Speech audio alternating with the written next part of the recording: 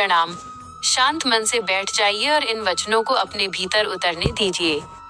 श्री कृष्ण कहते हैं, हे अर्जुन, तू व्यर्थ की चिंता क्यों करता है? तू किससे डरता है? कौन तुझे मार सकता है? आत्मा न पैदा होती है न मरती है। जो हुआ वो अच्छा हुआ, जो हो रहा है वो अच्छा हो रहा है, जो होगा वो भी अच्छा ही होगा। तेरा क्या गया जो तू रोता है? तू क्या लाया था जो तूने खो दिया? तूने क्या पैदा किया था जो नाश हो गया? न तू कुछ लेकर आया न कुछ लेकर जाएगा। जो लिया यहीं से लिया, जो दिया यहीं पर दिया। जो आज तेरा है कल किसी और का था, परसों किसी और का होगा। तुम इसे अपना समझकर मग्न हो रहे हो, बस यही प्रसन्नता तुम्हारे दुखों का कारण है। परिवर्तन ही संसार का नियम है। जिसे तुम मृत्यु समझते हो वही जीवन है। मेरा तेरा छोटा बड़ा अपना पराया मन से मिटा दो, फिर सब तुम्हारा है, तुम सबके हो। यह शरीर तुम्हारा नहीं है, न तुम शरीर के हो। ये अग्नि जल वायु पृथ्वी आकाश से बना है और इसी में मिल जाएगा, परंतु आत्मा स्थिर है। फिर तुम क्या हो? अपने आप को भगवान के अर्पित करो। यही सबसे उत्तम सहारा है। जो इसके सहारे को जानता है वह भय चिंता और शोक से सर्वदा मुक्त है। जो कुछ भी तू करता है उसे भगवान के अर्पण करता चल। ऐसा करने से तू जीवन मुक्त का आनंद अनुभव करेगा।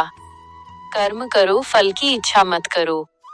जब तुम फल की चिंता करते हो तो तुम अपने कर्म से दूर हो जाते हो। तुम्हारा अधिकार केवल कर्म पर है, उसके परिणाम पर नहीं। इसलिए परिणाम की चिंता छोड़ो और अपने कर्तव्य को धर्म समझकर निभाओ। याद रखना, जब जब तुम डरोगे समझ लेना कि तुम सच्चाई से दूर हो। सत्य निर्भय होता है। जो सत्य के मार्ग पर है उसे न तो समाज का भय है न भविष्य का। इंसान अपने विश्वास से निर्मित होता है। जैसा वो विश्वास करता है वैसा ही वो बन जाता है। यदि तुम मानते हो कि तुम शांत हो तो तुम शांत हो जाओगे। यदि तुम मानते हो कि तुम शक्तिहीन हो तो तुम शक्तिहीन बन जाओगे। अपनी शक्ति को पहचानो, क्योंकि तुम्हारे भीतर ही वो अनंत ऊर्जा छिपी है जिसे लोग बाहर ढूंढते हैं। मनुष्य का मन उसका सबसे बड़ा मित्र भी है और सबसे बड़ा शत्रु भी। जिसने मन को जीत लिया उसके लिए मन सबसे अच्छा मित्र है, लेकिन जो मन के वश में है उसके लिए मन ही उसका सबसे बड़ा शत्रु है। अपनी इंद्रियों को वश में करो, मन को स्थिर करो। जैसे दीपक की लौ वायु रहित स्थान में हिलती नहीं है, वैसे ही योगी का मन भी एकाग्र रहता है।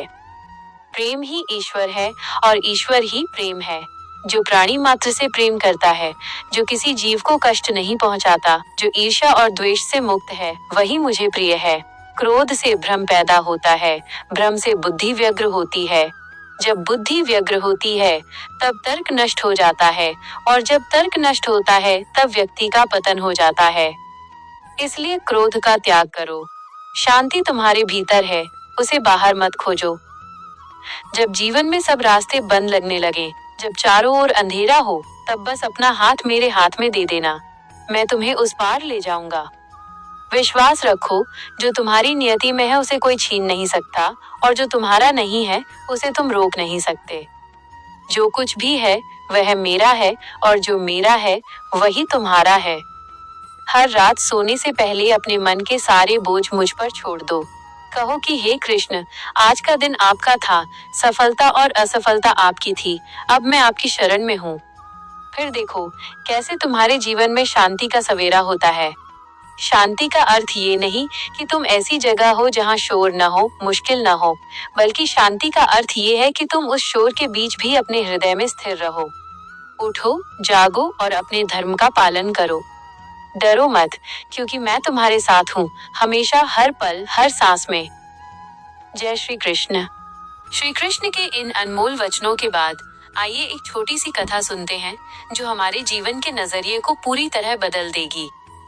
एक बार अर्जुन ने भगवान कृष्ण से पूछा, हे माधव, इस संसार में सबसे सुखी कौन है, और इंसान हर छोटी बात पर विचलित क्यों हो जाता है? भगवान मंद मंद मुस्कुराए और अर्जुन को एक कहानी सुनाई। एक समय की बात है, एक पत्थर तराशने वाला कलाकार था। वो अपनी मेहनत से पत्थर काटता और मूर्तियां बनाता। एक दिन उसे एक बहुत बड़ा और सुंदर पत्थर मिला। उसने सोचा, इससे मैं भगवान की एक भव्य मूर्त बनाऊंगा। जैसे ही उसने छेनी और हथौड़ी से पत्थर पर पहली चोट की, पत्थर के भीतर से कराहने की आवाज आई, रुको, मुझे बहुत दर्द हो रहा है, मुझ पर चोट मत करो, मुझे मेरे हाल पर छोड़ दो। कलाकार दयालु था, उसने उस पत्थर को छोड़ दिया। वह आगे बढ़ा और उसे एक दूसरा पत्थर मिला। उसने फिर से काम शुरू किया। इस पत्थर को भी चोट लगी, दर्द हुआ, लेकिन वह पत्थर चुपचाप सहता रहा। कलाकार ने उसे तराशा, काट छांट की और अंत में एक अत्यंत सुंदर और दिव्य प्रतिमा तैयार कर दी। गांव वालों ने उस मूर्ति को मंदिर में स्थापित किया।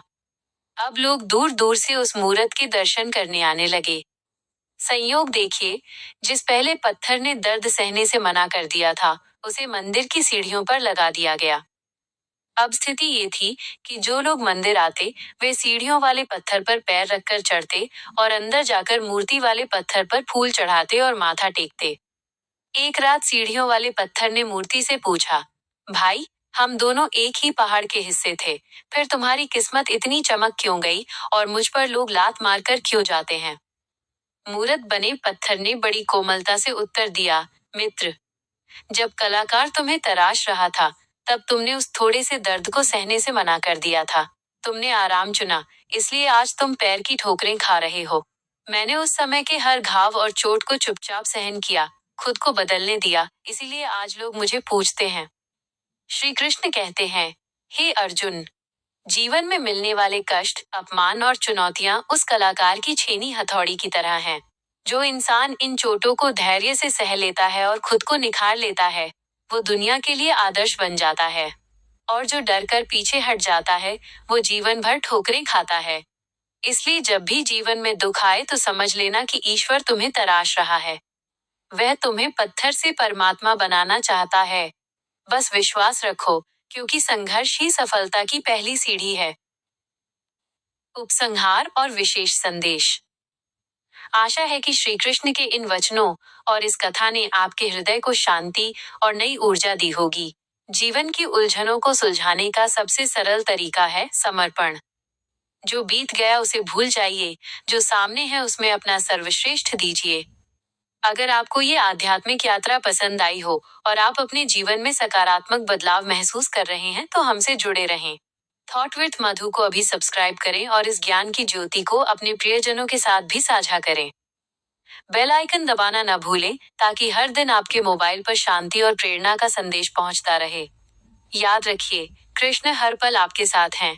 अपना ख्याल रखें और मुस्कुराते रहें। जय श्री कृष्ण।